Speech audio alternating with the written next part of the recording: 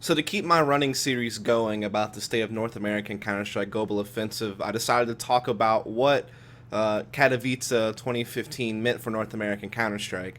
And essentially, what it boils down to is analyzing what it meant for CLG and Cloud9, since those were the only two teams from North America to participate in the main event. Obviously, we had Liquid, who went to the qualifier but didn't qualify, and I've already kind of spoken about them in that process. And I've also already done some videos that focus in on CLG and Cloud9 in their recent past and some of their issues that they've been facing lately and all that good stuff. But here in this video, I'm going to focus just specifically on these two teams' journeys at Katowice and basically what it means for them going forward, I suppose you could say. Now, obviously, both these teams got ousted in the group stage, so obviously not a good event for either team, really, but maybe we can try to gauge just how bad of an event it was for both teams and how much of an impact it actually has negatively on the teams. And what I'll kind of say in my conclusion, I guess, is going to be that it's pretty much still kind of just neutral, which is obviously not good because we're not seeing any growth or development or progress. We're really just kind of seeing them just sit in the same spot that they've been sitting in for quite some time. Now, this isn't true for every single individual player on the team, but it is true for the overall team's performance at the event.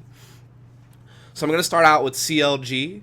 So obviously CLG kicks off the event pretty well. So they get to play against Nuke against Hellraisers. And this is a map that they have known to be pretty strong on within the North American scene, especially on their CT side. I know that's kind of not that big of a deal because generally everyone's very good on the CT side of Nuke, but CLG has definitely shown to be pretty consistent on the CT side of Nuke, and they've had some big wins in the North American scene on the map. They've had a couple of losses too, but overall they've looked pretty good on the map.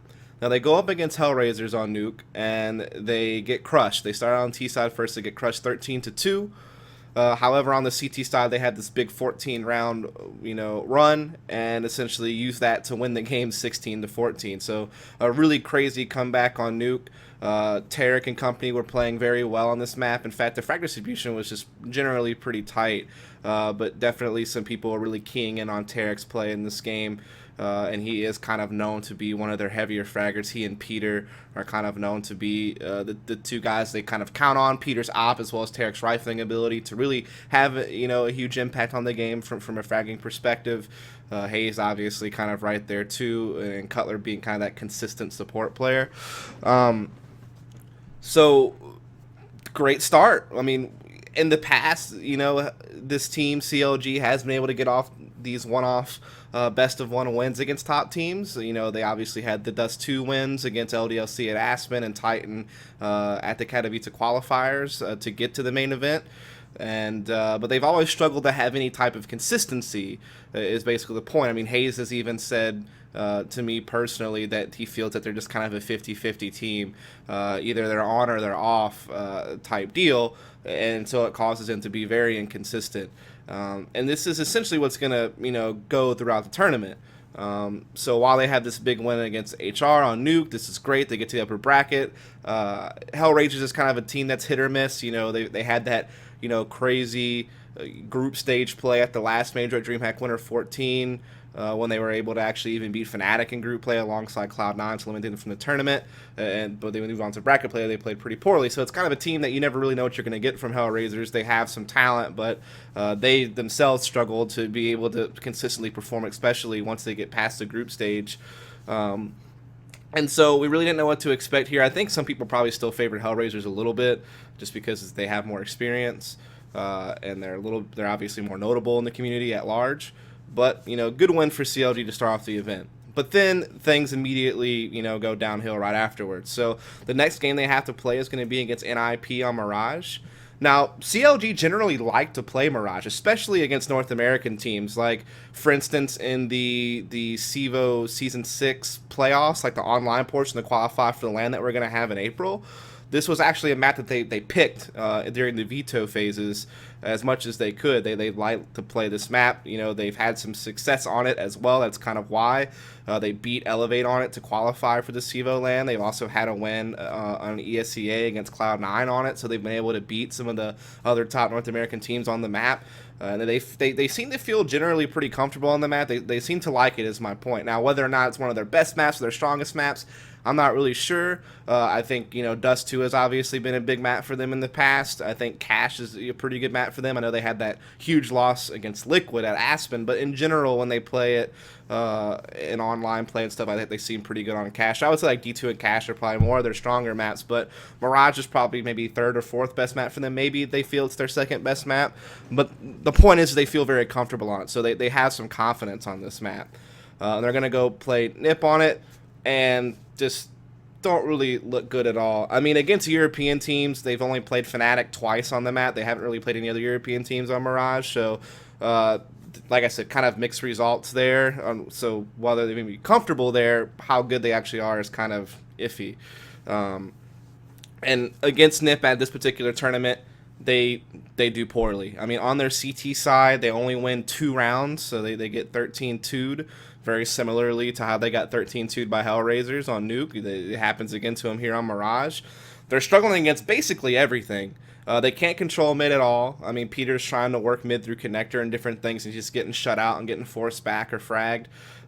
They really can't do much at mid. They tried a couple plays where they pushed up mid and they would be able to get like 1 kill, but then they would just get completely shut down right afterwards, so they couldn't gain an advantage from their mid aggression. So essentially mid, they just couldn't really do much with it other than get, you know, 1-for-1 trades essentially. Against NIP's A executes, I mean, they were throwing those deep jungle and connector smokes and executing very similarly. A lot of teams are doing this now ever since we saw Kaboom kind of doing it at Aspen when they shocked everyone with their Mirage win against Cloud9 and then later beating Fnatic at ClutchCon. You did this different style of it executing on Mirage where you had these deeper smokes on connector and jungle, as well as the straight line of smokes through the site. So pretty much all 5 players are throwing smokes on the A bomb site in different spots, and using it to plant maybe inside the smoke in the center of the site and actually attack into jungle or connector, or still be able to sit back and just be able to plant for free inside of a smoke and kind of sit back at A ramp and palace and be able to defend that way. Whatever. The point is, this seems to be kind of more of a trend on A executions rather than kind of the old trend where you just saw smoke on top of stairs, a smoke at CT spawn, and then a more shallow smoke towards jungle, so kind of the 3 standard smokes you would see for A executes. It's definitely more trending towards this 5 smoke setup. Well, the point is that CLG, even though they kind of knew what was going on, even from listening to some of their communications, they seemed to kind of have an idea of what NIP was doing to them, but they never really made any proper adjustments, and they never were able to defend against what was known. Essentially, they were just kind of getting outshot, not able to really do anything whatsoever. So completely shut down by NIP here in this first half of Mirage. From T side, they're able to rally, you know, something on that side, but it just wasn't enough. I mean, they actually had an okay T side from what I saw, but it just got to a point where they were too far behind. They just couldn't make a comeback, not losing 13 rounds. I mean, Nuke is really a map that facilitates you to be able to make these crazy runs coming back from CT side. But in this case, you know, CLG started out on CT side, couldn't get anything done. Now they have to come back from T side of a map that's trended still pretty CT. I know there's lots of possibilities for Ts to get rounds, and it's not heavily CT side like some of the other maps rotation, like Nuke, like I was referring to earlier. But they didn't really give themselves a chance to win. They pretty much lost it in the first half. And I actually did go back and listen to the POV streams, and they actually listened to their communication throughout most of the match. And I wasn't able to listen to their communication in their other matches. I think mostly, I don't even think they were on the POV streams, so I don't think I could find them. And if they are there, I just didn't see them. I tried to look for them. So the only game I was able to listen to their communication on was this NIP game. And so I'm going to try to make some very general arguments about their communication. I know that their communication may have been better or different on the other 2 games that I didn't get to see comms for. But for this particular game, there's just so much uncertainty on this team. You know, every single round it seemed I was either hearing Finesse ask his team what they wanted to do. Hey, do you guys want to try this? Do you guys want to do this? Or somebody, if Finesse wasn't saying anything in the first few seconds of freeze time, who is their in-game leader, Hayes or somebody else would be like, hey guys, what are we doing next round? And then someone would step up and be like, hey, maybe we should do this. Or maybe Finesse would actually call something set. This was on both sides of the map. On CT side, he seemed to know, hey, Nip's always going to do this, or Nip usually does this. And they tried to do some stacks on eco rounds towards the A bomb side because they thought that Nip didn't really ever hit B, and they got burned one time because of this, but it was an eco, so you don't expect them really to win anyway when they're not upgrading their pistols or anything. So I guess that didn't really matter necessarily. But the point, the general gist I'm trying to get to you is that their communications just seem very poor, very, very all over the place. Everyone's kind of talking. It's all jumbled. All these people are making suggestions.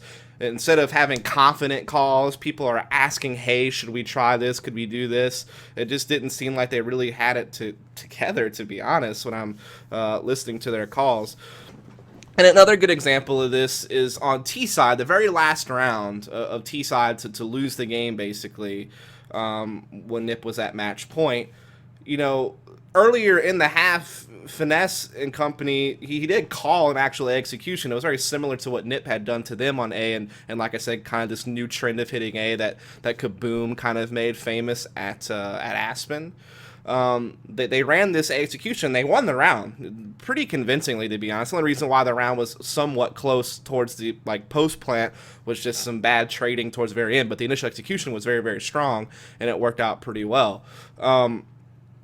So the very last round, so they have to win out. So you don't want to gamble here. This is your chance to get back in the game, your last chance to get back in the game, basically.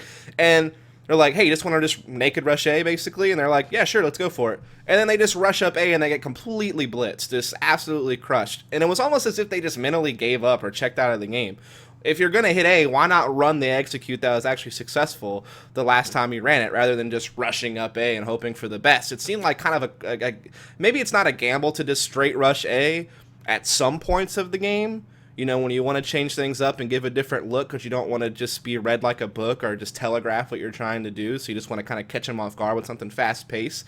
But I don't really think it's appropriate to make that type of a gut call when the match is now on the line because your opponent's at match point. So it just seemed a bit over risky, I guess you could say. I don't really know how I want to put that. But the point is that their calls just didn't seem confident. They seemed jumbled and all over the place. It didn't seem like they really had firm leadership, really taking control and directing everyone. It seemed very, very loose, and maybe they rather play that looser, scrimmy type play style. But if that's the case, it just seemed like even if Finesse and company are really scouting these teams and trying to anti-strat and stuff like that at times, it just didn't seem either A, their reads were wrong, or B, they weren't using the reads that they were getting. And it didn't seem like they were making adjustments either, especially in this Nip game whenever they were making reads or what have you. They seemed to just be kind of doing the same thing every round on CT side. Sure, maybe they would try to get aggressive and push pallets here or there. Sure, there was a couple times they tried to push up mid, so they did try to mix in some small spurts of aggression throughout the game. But in general, it didn't seem like they made any really major observations or adjustments, which is crazy because they were getting destroyed. So it seems like they really should just kind of sat down and be like, hey guys, why are we getting crushed? What do we need to do? What do we need to change? And instead, they were just kind of calling these off random aggression plays and stuff like that. And they just didn't seem really firm in how they were communicating and calling things, to be quite honest. So after that's all over, they have to go on to play Keyed Stars, the Brazilian team, formerly Kaboom, on Dust 2. And this is actually, historically, remember, a pretty good map for them. They beat LDLC at Aspen. They had the win against Titan at the Katowice qualifiers. Against North American teams, they generally do pretty good as well. I know they've had some losses to teams they shouldn't necessarily lose to. I mean, losing to Elevate on Dust 2 at ClutchCon was kind of big. Eliminating them from that tournament in the quarterfinals, which was a bit disappointing based on how we saw them play against some top European teams. Regardless, it's still usually a pretty good map for them. But it's also, from what I understand from talking to some guys who have practiced against Key during their boot camp that they had in North America during this ClutchCon phase, and even after ClutchCon, I think they stayed for a couple of more weeks and kind of boot camped against the North American teams. From what I understand, their Dust 2 is also very strong. Their double op setup was really crushing a lot of teams in practice and stuff like that from both sides of the map. And so it's a map that Keed's very versed on. I know most people kind of see Keed as like this one-hit wonder who had these crazy Mirage wins, and outside of that, they've really struggled. But they had they had a big Inferno win at the Katowice qualifiers as well. But anyway, we go into this game, and once again, CLG gets crushed from their CT side. They lose 2-13 in the first half. So every single game that CLG plays at this event, they start off the second half being down 13-2. That's insane. So they always have to make comebacks in every single match that they play. In Nuke, it's somewhat understandable because of how CT side that map is, but with Mirage and on Dust 2, I know Dust 2 has begun to trend back towards being kind of maybe a T-sided map. I know there was this phase of time where it was kind of trending CT-sided, and now maybe it's kind of moving back to either that more balanced or that more T-sided type of play. But still, you got to get more than 2 rounds, and they just couldn't get anything done. I mean, Peter was off. I think for the first 10 or 12 rounds, he had 0 kills or something like that, so he wasn't getting anything done with the op. Whenever he would try to go pick long A, he was getting crushed by either Fallen or ZQK, who was coming out long A and just dominating long A every single time. In fact, Keat could pretty much do whatever they wanted this entire game. They took long A whenever they wanted to, either with Fallen's op or with ZQK, or just somebody coming out like bolts, like just dominating the long A area. They were able to get picks at mid. They just were all over the place. I mean, it seemed like CLG could really get nothing done. That double op setup from ZQK and Fallen was just absolutely dominating CLG. No one was hitting their shots from CLG. I mean, as a team, I'm not going to scapegoat anybody because pretty much everyone played poorly in this CT half against Keed. All their retakes failed. They were trying to retake through CT spawn. They were just getting caught by people at Rail and Cat. They couldn't really retake long whatsoever either. I mean, just nothing was working for them. And CLG is a team that's known on Dust 2 CT side to be kind of in your face, to get aggressive. You know, push Peter Cat with an op and go for a pick at lower B and mid. Push Tarek up mid to Xbox in the lower B tunnels, or maybe even press all the way up mid to Bat Cat. You'll see Hayes and company sometimes get these aggressive pushes inside B tunnels and try to exercise some control of the map, as well as, of course, having some strong long A push setups as well, which are pretty standard, I guess, on Dust 2. None of these things were working. In fact, they could barely even attempt to establish aggression because they were just getting crushed so hard. I don't even think they wanted to try it because it didn't seem like it was going to work. And I think there was one round I saw someone try to push lower B, maybe Tarek, and he just got caught. I know Peter had a couple of rounds where he tried to push Cat with the op. I think he was only successful in getting a pick one of those times he tried to do it, and it just nothing was working out for this team. They looked tough.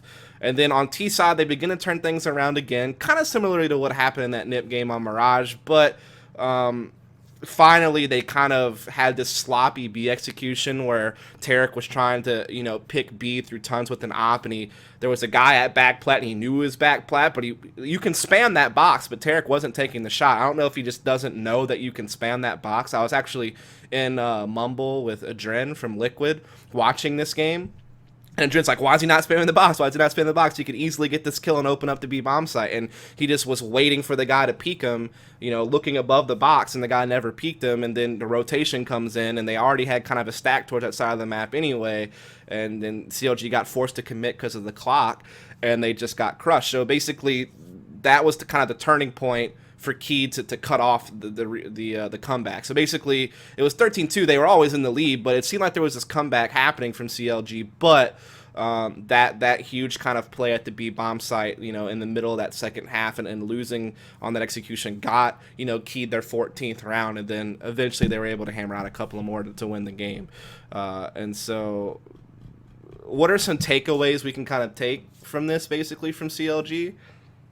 So I'm going to read a quote from Hayes that he gave to HLTV when he did an interview with him, and we're going to talk about if this was good thought process or not. So I guess he was asked whether or not his team was confident how their preparation had gone or something like that. I don't really remember the question, but the quote from Hayes is very confident, so saying that he felt very confident, I suppose. And he said, "We really wanted to focus on our own game in terms of knowing our executions and how we want to play each map. So in that sense, we didn't need to boot camp, and we didn't need to really online scrim much. We spent the majority of our time studying our flaws and addressing them." Was this the right approach? I mean, it seems kind of crazy to me that you wouldn't want to have any type of boot camp before a major event. Maybe not a crazy long one to where you get tired out or worn out, or it just becomes too long, and in fact it becomes a handicap against you. But it seems like it would have been worth their while to get some type of boot camp in for the event, just to get used to playing against European teams, because let's be honest, they don't get to play against European teams very often. In fact, the only times I've seen them play against European teams is back in the day as netco guys at some ESEA LAN events. They had a couple of best of threes against some European teams. Obviously, at Aspen, they got to play against, they had 2 matches against European teams at Aspen, best of ones. At ClutchCon, they didn't even get a chance to play a European team because they got eliminated by Elevate in the quarterfinals, so they didn't get any. I think they played Fnatic in group play on Mirage in a best of one and lost like 16-10 or something like that. So they've had a few times where they've gotten to play best of ones against European teams, but really only just a few instances, especially underneath this new sponsor and especially with Peter on the team. So that's a roster change that had been made since the Netco Guide days when they got some best of threes against like Navi and such. Or excuse me, I think they lost to there was one ESL event where they lost to Virtus Pro in a best of 3 in the upper bracket, got knocked down. They beat Overgaming, the Spanish team, and then they kind of moved on that way. I think they eventually lost like Nip or Navi in the lower bracket. So my point is that they haven't had that much experience against European teams, and this is a major event. This is 250K. This is a very heavy event. This is your first time representing NA at a Valve major. It seems like it would have been worth their while to have a mentality of getting some type of boot camp or preparation and getting some scrims in. I can understand you wanting to focus on your own mistakes and issues because obviously they have had some at some of their earlier events like Aspen, like ClutchCon, where they've had some issues with inconsistency and things like that, and there was some mental lapses on certain things. But honestly, listening to their communications from the NIP game on Mirage, which is the only game I could listen to their comms for, and then listening to Hayes' statement about focusing on themselves and working on their executions and such, didn't sound like they really had much, to be honest. Like, on T-Side Mirage against NIP, I heard him call the A strat 5A or whatever strat one time the entire half, which they won that round, but they never tried it again. And then they had one time where they talked about doing their B execute as a fake to hit A afterwards. So they would throw these smokes at B and throw smokes from upper B like towards A to make it look like they were faking A and going B, but then they double back to A basically or something like that. So basically I only heard Finesse call maybe 2 set executions the entire half against NIP on Mirage from their T side. So if you're really focusing on knowing your executions and how you want to play each map, based on the communications I heard and the calls that were taking place, especially from T side, it didn't really seem like they seemed like they had some executions that they had worked on because he's calling them, but he only called them twice throughout the whole half from what I could tell from listening to their communication. And on CT side, once again, the communication is very jumbled. Like, people are saying, hey, do you want to try this? Hey, should we try this? Hey, should we try this? It seemed like they were unsure of themselves, not very certain. And so it seemed like they really didn't know how they wanted to play each map 100% confidently. I mean, obviously, things change once you start getting stuff thrown at you. Like, you may plan all day in the server by yourself how you want to do something, but once stuff gets thrown at you, you have to make adjustments and you have to, adapt to what's going on. I get that. So it's not like your set plays are always going to work, and you do have to kind of step away from them when they're not working, or you feel like they're not going to work based on what you're seeing. But even when they were trying to make adjustments, it just didn't seem like they were on the same page, and they seemed uncertain of what kind of adjustments they wanted to make. So I have to kind of wonder if maybe it would have been worth their while to get some kind of boot camp in and get a little bit better practice in or something like that. Now, some other takeaways from this team is obviously this team relies a lot on Peter's op, especially on Dust 2 and some of their map wins they have gotten against the European teams. So he's one of their heavier fraggers. He's also the guy that's like keeping them pumped. He's kind of like a secondary caller to Finesse. He's kind of the guy trying to keep everyone's tempo up and their morale boosted. So he has a lot of role in this team emotionally as well as inside the server actually fragging. And then Tarek is obviously kind of the guy has this reputation of being a heavy aimer, heavy fragger for this team. And I know he did well for them at the Katowice qualifiers to get to the main event, and he actually had a really good map against Hellraisers on Nuke. So I'm not going to scapegoat him, but I can say that on Mirage especially, Peter was just ineffective. Even he commented himself on Twitter that he had played very poorly, and that is a map where his op could have been very useful on both sides to try to open some things up for the team or kind of defend that mid or something, and he just wasn't able to really kind of do anything. So Pete definitely had a tough game there on Mirage. I'm not saying that that's the reason they lost Mirage. I've also kind of talked about some other things about their communication and their shot calling and stuff like that obviously was also kind of poor in Mirage, and how they were lacking adjustments and things. So I'm not scapegoating Peter by any means, but I think it is true that they do rely on his op, and he wasn't able to really step up, especially against Nip on Mirage. Hayes and Tarek actually kind of did okay in this game from a fragging perspective, where Peter just kind of struggled. Once again, not scapegoating him, but I mean that did definitely affect the team. And against Keed, everyone played terrible, especially on the CT first half. I mean, no one was getting anything done. So you really can't scapegoat anyone on this team, because they really all did, especially in this Keed Star games on Dust 2 in the first half and CT. They just all kind of weren't hitting their shots or playing correctly. So to kind of conclude on this team, to be honest, I didn't expect them to advance from group play anyway. The fact that they were able to get the comeback victory on Hellraisers was, pretty impressive. Not to take away from them, but it's also kind of a mistake on Hellraiser's part not to be able to close out that game when you have a 13-2 lead. I mean, if you can just win pistol, the game's pretty much over. Obviously, they didn't, but you still think you find 3 rounds somewhere to close out the game. I mean, I know Nuke is very CT-sided, but they did their job on CT side by getting those 13 rounds. So it is a mistake on Hellraiser's part to a degree that they allowed CLG to come back on them. I don't want to take away from CLG. They obviously played an excellent CT side to be able to make a crazy comeback. So a great accomplishment for them to win that map. But it's also kind of in part to Hellraisers playing, poorly in the second half and not closing that game out. But their other 2 games, like I said, based on the communications I heard in the Mirage game against Nip and just kind of watching those matches, they still seem like a team that is very inexperienced. And I think because they're inexperienced and because they're inconsistent, I think it would have been worth their while to get some more preparation for this event. Especially as much prestige is on this event, it definitely would have made some sense to get some more practice and preparation from a boot camp or something like that. So I guess to conclude this video, because I've already been talking on this particular team for quite a lot, I guess I'll just do a separate video about Cloud9 at Katowice. What this boils down to is they're still inexperienced, they're still inconsistent. All those issues and mistakes and problems the team has that I discussed in my previous video where I talked about like CLG the New Hope or something like that, I think it was called. It was one of the first parts of this State of NA series. Go back and listen to that. All those issues I brought up in that video still exist, basically. It was a neutral event for them. If they would have made it out of group play and made it into the bracket, this obviously would have kind of boosted them in the rankings a bit, but because they didn't, they pretty much still sit probably wherever you had them before they went to the event. Like I said, I didn't expect them to advance anyway, so the fact that they were able to get the win against Hellraisers is actually pretty cool.